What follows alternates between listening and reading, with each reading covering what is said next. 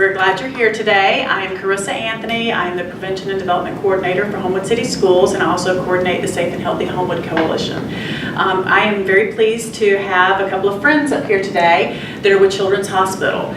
In this past year, the state legislature passed a law called Aaron's Law, and it requires that all educational institutions provide sexual abuse prevention education to our students. And so we are very blessed in this area to have people from Children's Hospital that are experts in this area. And so they are going to be providing those lessons to our students. And so this is Deb Schneider. She is the director of the CHIPS program, which is Children's Hospital Intervention and Prevention Services. Correct. So we'll just call it CHIPS from here on out for sure. And then this is Jo Davis, and she is a clinical counselor with the CHIPS program too. So I'm going to let them tell you guys about their program, what they'll be doing with your students, and then they'll have an opportunity for you to ask questions and everything at the very end. Thank you. Thank you. Well, like Ms. Anthony said, we're from the CHIPS Center. I'm the director, and Jo is one of our licensed professional counselors. And we have both had experience doing prevention education in the school systems for several years. Primarily, the goal is just to empower the children.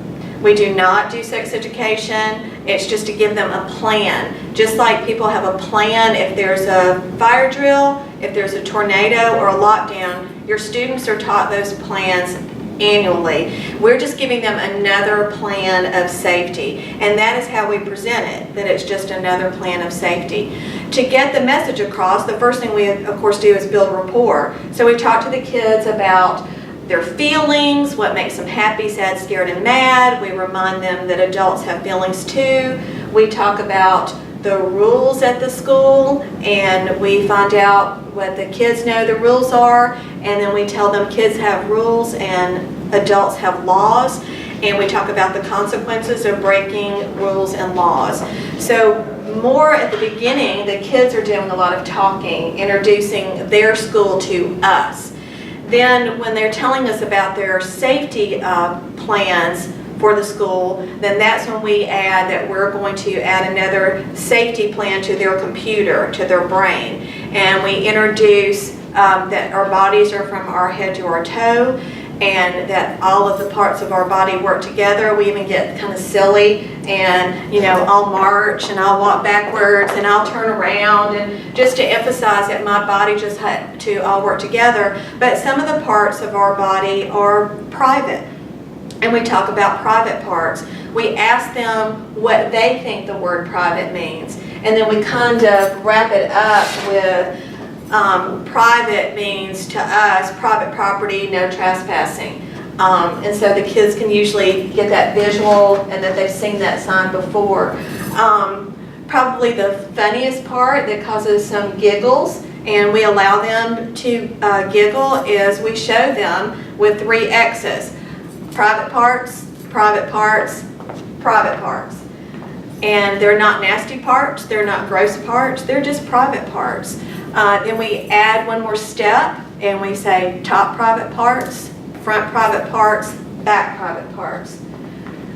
You want to do the bathing suit? Sure. We also use a bathing suit to teach the children their private parts. So what we'll say is, like, you know, I'll introduce it by just asking, did you go to the beach this summer? And, you know, the kids will say yes, and we'll ask the girls, what did you wear? And most of them, it gets a conversation started about swimsuits. And, you know, we talk about, like, the little small one I have for a little baby. And then we talk about boys. And we talk about them, most of the time they call them swimming trunks or swimming shorts. It gives them an opportunity. So we talk about how even when you went swimming, your private parts have to be covered, and those are the parts that we're talking about. So we're just constantly making sure in a gentle way of reinforcing which parts of the body that we're referring to. And the only terminology we use are private parts. We don't use any anatomically correct verbiage, just because of, one, the area where we live. This is kind of new, being introduced into many schools, and we want everyone to be comfortable. So private parts is universal. It's not a silly nickname, it's not a bad word, it's not a word that any other adult should feel uncomfortable with. And then we cue the kids into, if they use the words private parts, that is going to get an adult's attention. And so when we give them the plan consists of, if someone tries to mess with your private parts, the first thing you try to say is no, and we emphasize that you have to say no in a strong way. And the kids usually laugh because I go, if you say no like this, that's really not getting the message across. So they get to be interactive and they get to shout or yell no. Then we say you try to get away. You try to get away from that situation, away from that person. Then they've got to find their power, and their power is to tell. That's where their strength is. So even if someone did mess with their private parts, they still have the power to tell and get help. Then we emphasize it is never, ever, ever, ever, ever the child's fault. So if someone messed with their private parts or tried to, they're not going to be in trouble, even if they weren't able to get out of the situation. Once they tell, they're heroes, because they're not just helping themselves, they're helping other children. Because people that want to mess with kids' private parts, they don't just pick one kid. They will pick as many kids as they can. So if that child's brave enough to tell, they are a hero to themselves and several other children. We talk about how the person wants to get them into this relationship and that they will trick them. So we kind of use an analogy of fishing. And to catch a fish, you need bait. So we ask the kids, what kind of bait? Worms, crickets, cheese, bread. They'll name all these things. And then we'll say, that's what will attract the fish. They're interested in the bait. They think they want it. They think they need it. They're curious about it. But if the fish takes the bait, they could get caught. So then we introduce, there's other bait that people might want to use to catch a kid or get into that relationship of messing with their private parts. So we have things that kids like. We have candy, we have toys, we have money. And then we'll do little practice pretends, just like the kids do the fire drills and the tornado drills and the lockdown drills. They practice the plan in each of those situations. So we do just some little simple scenarios of what would you do. Oftentimes the kids can say, I try to say no, I try to get away, I tell, it's not my fault. But they've got to practice telling. It's hard to find those words. So we practice telling. So what we try to emphasize is you've got to get the grown-up's attention. You've got to tell them what happened. And if you use the words private parts, they're going to immediately know what you're talking about. We also say this plan can be used in any uncomfortable situation. It doesn't have to just be suspected sexual abuse. It can be any situation that's making them feel uncomfortable or that they're concerned about. We talk about good secrets and bad secrets because these people want these children to keep the abuse a secret. So we talk to them about that and the difference between a good secret and a bad secret and what to do. We have materials for the students to take home. It's basically the plan and another book that talks about personal space and boundaries, where your bathing suit covers up.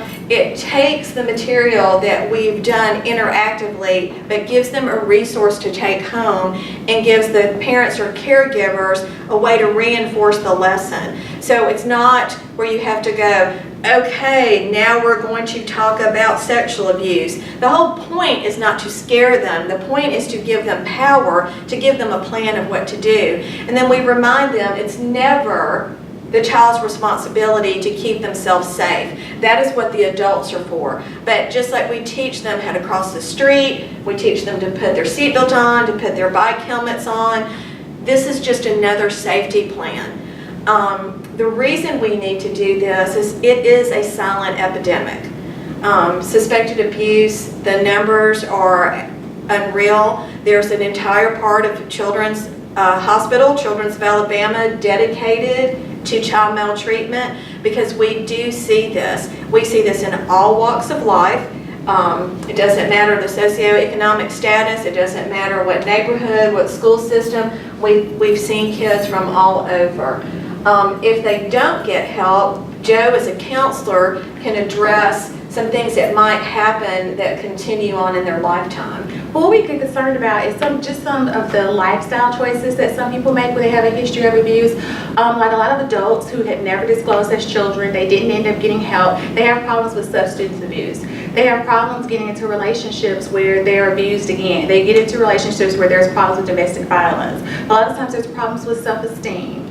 People who have had suicidal tendencies or who have actually attempted suicide have also often reported that they have a history of being abused. So, it's really important. I mean, for males, sometimes like a lot of risk-taking behavior, promiscuous, a lot of the problems that we hear of in our adolescents and our young adults, the ones that we're really concerned about as a society, like those are the things that happen oftentimes with children when they were younger, when they had a history of abuse. So it's just really important for us to work with these kids now to teach them these type of these concepts so that they'll know how to, as much as they can, protect themselves or to get help.